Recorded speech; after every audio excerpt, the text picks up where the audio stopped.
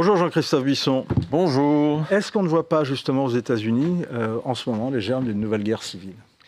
Depuis 2020 et les émeutes qui ont suivi la mort de George Floyd, effectivement, il y a eu plusieurs événements et plusieurs émeutes qui ont failli dégénérer en guerre civile.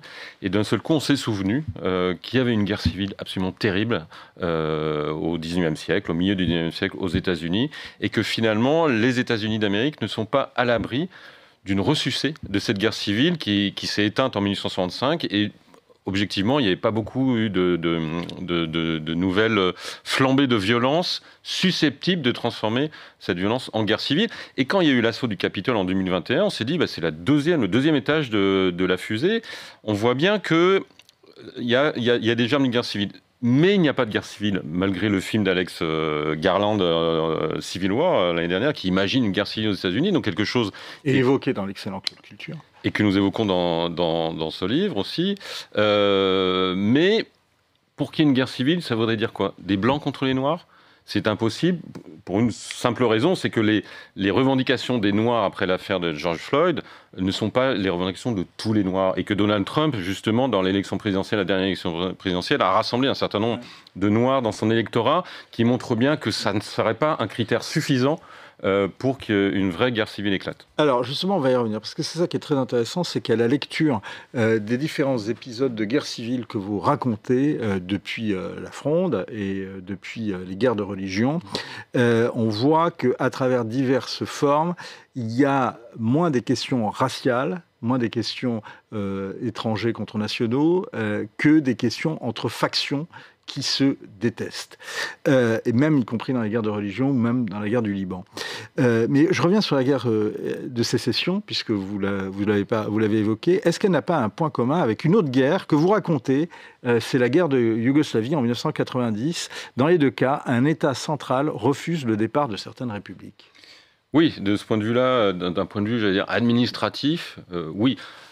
La différence, le point commun, c'est que la Yougoslavie était un État récent, qui date de 1918 seulement, et les États-Unis d'Amérique, en 1865, sont également un État récent.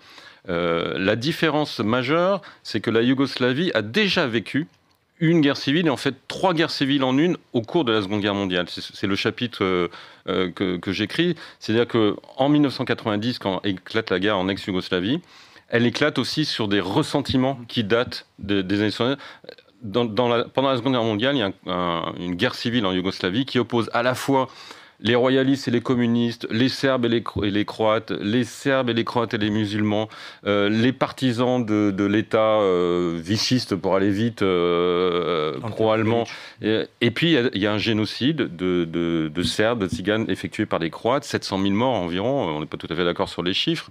Donc il y a un conflit ethnique, un conflit religieux, parce que les catholiques croates massacrent des orthodoxes serbes, un conflit ethnique, un conflit politique, idéologique, parce que Tito veut prendre le pouvoir, instaurer un régime communiste, et le général Mihailović, la résistance serbe, elle, est fidèle aux Occidentaux. Donc il y a tout ça d'imbriqué, et en 1990, tout ça remontera. Ces frustrations qui ont été mises sous le boisseau par Tito avec une dictature écrasant les nationalités, eh bien, quand Tito meurt et que la nouvelle Yougoslavie socialiste apparaît, ces tensions nationales, ethniques, religieuses, historiques, civilisationnelles reflambent.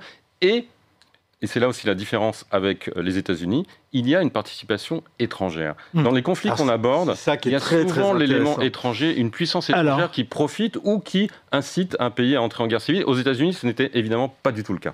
Alors, justement, est-ce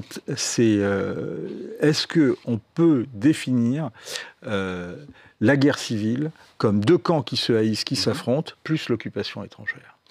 Pas systématiquement, mais il est assez fréquent, en effet, dans la vingtaine de conflits qu'on aborde avec différents historiens et journalistes, un certain nombre de journalistes du Figaro d'ailleurs, parce qu'on est allé jusqu'à l'Angola, l'Algérie, le Rwanda ces dernières années. Effectivement, dans un certain nombre de conflits, il y a une puissance étrangère qui intervient, mais même à l'époque des guerres de religion, ou de la Fronde, où il y a l'Espagne catholique, il y a l'Angleterre et les Pays-Bas protestants pendant les guerres de religion qui jouent leur rôle. Pendant la Commune, évidemment, il y a l'occupation prussienne. Et puis après, beaucoup de conflits du XXe siècle sont nés du communisme, qui est la puissance étrangère internationale, mais donc l'URSS ou la Chine, que vous parliez de la Yougoslavie, de la Grèce, de la Chine, vous avez un certain nombre de guerres civiles qui sont nourries par le communisme, et le communisme étant lui-même entretenu par Moscou ou Pékin plus tard, ou d'autres pays communistes. Et vous revenez et vous racontez, sous la plume de Lorraine Demeux, la guerre civile russe après la révolution bolchevique de 1917. Ce qui est très intéressant, c'est que les communistes, eux, veulent la guerre civile, car c'est un outil de conquête du pouvoir. Bien sûr, Marx l'a très bien dit au XIXe siècle. À un moment donné, pour prendre le pouvoir, il ne va pas tomber tout seul. Donc il y a effectivement la révolution interne, mais la révolution interne se fera au prix d'un conflit social dur, violent, où il faut écrabouiller, exterminer la classe bourgeoise. Exterminer la classe bourgeoise en lui opposant la classe prolétaire, ça veut dire une guerre civile. Il faut d'abord créer une dialectique, deux camps, affrontement et après prise de pouvoir. C'est ça le scénario de la prise du pouvoir théorisé par Lénine. On pourrait dire de Lénine peut-être jusqu'à Mélenchon. En tout cas, Mélenchon a des accents parfois qui rappellent évidemment, et il a été formé à cette école-là, ce discours de Marx qui veut absolument opposer des classes sociales. Jusqu'à l'affrontement. Comment ? Jusqu'à l'affrontement. Jusqu'à l'affrontement. Dans les années 70, Alain Gesmar et Serge July, futur directeur de l'IB, avaient écrit un livre qui s'appelait « Vers la guerre civile ». Vers la guerre civile en France. Et c'était presque autant un souhait qu'un constat, parce que, effectivement, pour prendre le pouvoir, quand on est ultra minoritaire comme eux, c'est l'ultra-violence qui prédomine. Une guerre civile ne peut se concevoir que dans un pays où il y a déjà une forme de violence, ou des formes de violence qui apparaissent. C'est pour ça que ce livre, on l'a aussi écrit en disant, regardons la situation aujourd'hui, non seulement en France, mais aux États-Unis, on l'a évoqué, mais même en Angleterre. Elon Musk, il y a quelques jours, a dit on est proche de la guerre civile en Angleterre. Alors, vous allez me dire, il est loin de l'Angleterre, il ne connaît pas tous les tenants et les aboutissants. Mais on sent une ambiance, parfois, qui est nourrie par cette violence sociale, ou ethnique, ou religieuse, qui a irrigué tous les conflits qu'on évoque depuis 5 siècles, et qui aujourd'hui est dans l'air du temps à notre sens. Et c'est pour prévenir ces tensions, avant qu'elles ne deviennent plus tolérables, qu'on essaye de rappeler comment se déroule une guerre civile, comment elle se déclenche, et comment elle se déroule surtout. C'est le pire des mots, comme disait Pascal. C'est ce que j'allais dire. C'est que quand même, on nage dans des fleuves de sang. Exactement. Il se trouve que j'ai fait quelques reportages dans les années 90 sur des guerres civiles, notamment en Albanie, au Kosovo, etc. Je peux vous dire que quand vous voyez vraiment des familles déchirées parce qu'elles choisissent un camp qui est le camp ennemi de l'autre partie de la famille, c'est absolument terrible. Vous avez des villages entiers qui s'entendaient très bien. Il y a une explosion de violence qui est encore plus forte que contre un ennemi, parce qu'on s'en veut d'une certaine manière d'être entré en guerre civile contre son frère. Et donc la violence contre son frère, on le sait depuis l'Ancien Testament et le Nouveau Testament, c'est la pire de toutes. C'est la pire de toutes d'un point de vue à la fois moral et d'un point de vue physique. Et c'est ce qui est de plus cruel. Et ça nourrit les rancœurs. En quoi la guerre d'Algérie, que raconte avec le brio qu'on lui connaît Jean Sévilla, est une guerre civile ? Alors c'est une guerre civile en ce sens que l'Algérie c'était la France jusqu'en 1962 officiellement, et que ce qu'il s'est passé dans la fin de la période française en Algérie, 60, 61, 62, c'est plusieurs guerres civiles qui se sont entrecoupées. C'est surtout ça. C'est pas les Algériens contre les Français.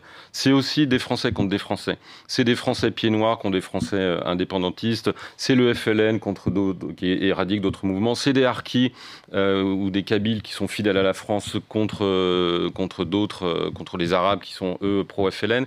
C'est tous ces conflits-là imbriqués. C'est évidemment l'OS contre la France, contre des Français, contre les gaullistes, et les gaullistes contre l'OS. Donc c'est tous ces ingrédients qui ont nourri quelque chose qui ressemble à une guerre civile, parce qu'une guerre civile, en l'occurrence française, ce sont des Français qui combattent des Français. Et encore une fois, on aurait tort de penser que la guerre d'Algérie, c'est juste des révolutionnaires algériens indépendantistes qui se débarrassent des Français. C'est beaucoup plus complexe que ça, ne serait-ce que parce que la France, effectivement, est présente depuis 1830 en Algérie et a créé une petite France en Algérie. Est-ce qu'on ne revit pas ça en mode bien évidemment très mineur dans la polémique qu'il y a eu suite au vote à l'Assemblée nationale de la résolution dénonçant les accords de 68. Oui, c'est ça qui reste dans l'air du temps. C'est que, encore une fois, sur l'Algérie, il faut sortir du manichéisme qui laisse penser qu'il y a un peuple uni, qui s'est fédéré derrière le FLN et qui a dégagé d'un commun accord les salles français qui occupaient le pays depuis 1830, oubliant par là qu'avant les Français, il y a eu les Ottomans, il y a eu les Phéniciens, il y a eu les Arabes. Enfin, et on le revoit dans la guerre ce qu'on a appelé la sale guerre en Algérie, qui va éclater dans les années 90, mais Absolument. qui elle-même se nourrit des conflits latents qui existent depuis le lendemain de la guerre d'Algérie, ou même pendant la guerre d'Algérie. C'est très bien raconté. Qui raconte ça brillamment lui aussi. L'occupation et l'épuration ne cachent-elles pas une guerre civile en France ? Oui, c'est une guerre civile un peu sourde, mais notamment au moment de l'épuration, un peu sourde, c'est-à-dire que... Tom Morel, il est tué par les miliciens. Bien sûr. Mais qui sont aux ordres, encore une fois, d'une nation étrangère. Comme vous l'avez dit tout à l'heure, il y a cette occupation qui brouille un petit peu les cartes et qui décivilise, dans le sens propre, au sens figuré, le conflit. Mais effectivement, entre 40 et 44, et même 44-45, il y a des germes de guerre civile, il y a des règlements de compte qui se font au nom de l'idéologie ou la contre-idéologie en place. Et on n'est pas loin en tout cas, on est dans cette atmosphère-là. Est-ce que les Français ont une propension particulière à la guerre civile ?